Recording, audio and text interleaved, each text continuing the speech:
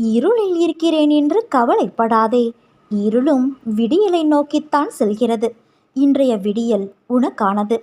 நீ யாருடைய உதவி உனக்கு கிடைத்தால் நன்றாக இருக்குமே என்று மனதில் நினைத்து கொண்டு இருந்தாயோ, அவரிடமிருந்து உனக்கு அழைப்பு வரும்.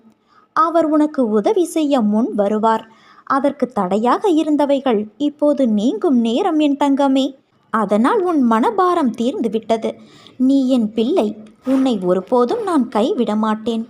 சிறு தடை வந்தாலும் அதை உடைத்து நீ மேலே செல்வாய். உன் பொற்காலம் தொடர்ந்து விட்டது. நான் எப்போதும் உன் பின்னை பாதுகாத்து கொண்டு இருக்கிறேன். நானே உன்னுடைய பலம், நானே உன் ஆதரவு. இதை நன்றாக நினைவில் கொள். நீ துன்புற ஒருபோதும் நான் அனுமதிக்க மாட்டேன்.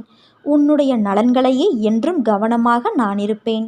ஒருவர் நம்மீது கொண்ட பொறாமையால் மனதை காயப்படுத்தி சில சொற்களை கூறினாலும்